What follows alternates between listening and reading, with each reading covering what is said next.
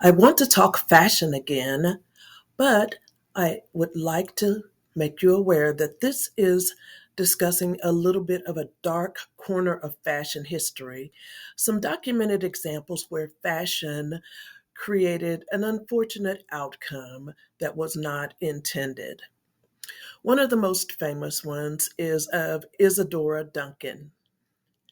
The legendary dancer was killed in France when her long silk scarf caught in the spoked wheel of a Bugatti convertible, breaking her neck instantly. She was 50 years old. It remains the most cited fashion related unfortunate outcome in history. Crinolines and Fire was an epidemic in the Victorian era. The wide hooped crinoline skirts were enormously flammable and would catch fire from open fireplaces, candles, and gas lamps with terrifying speed. The fabric would ignite, and the hoop structure actually funneled oxygen, making the fire spread faster.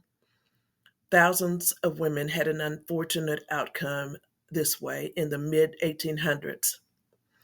Oscar Wilde's two half sisters, Emily and Mary Wilde, both in 1871, were at a party and a candle flame ignited, and they had such an unfortunate outcome.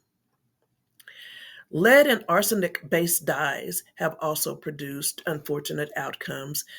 Victorian green dresses were colored using arsenic based dyes. There was one called Shell's Green, and seamstresses who worked with the fabric suffered hair loss, skin lesions, and an unfortunate expiration from prolonged exposure. Wearers were also adversely affected.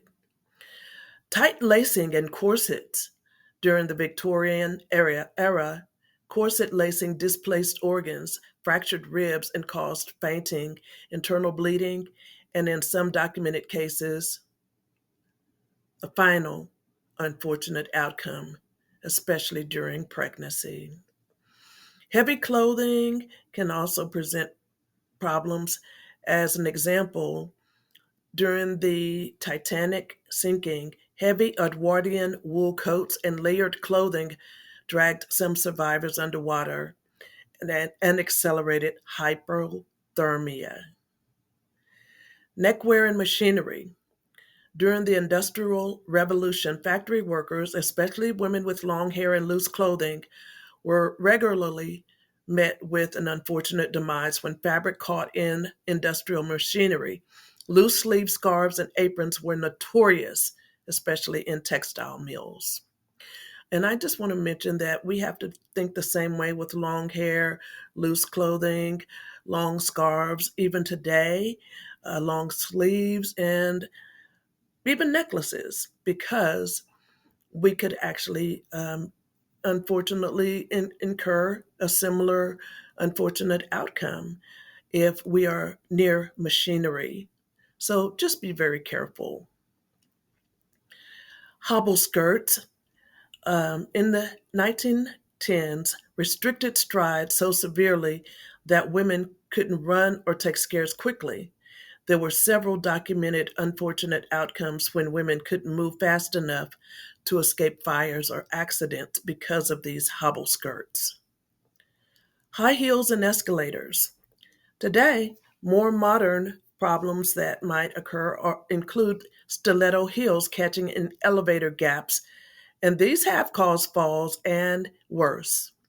There's documented examples, so much so that some buildings post warnings.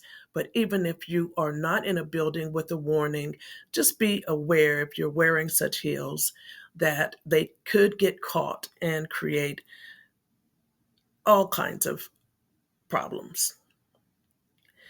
Anyway, I want to just mention that back to the crinoline situation, some historians estimate that 3,000 or more women were met with an unfortunate demise in the UK alone during the 1850s and 1860s because of a crinoline fire.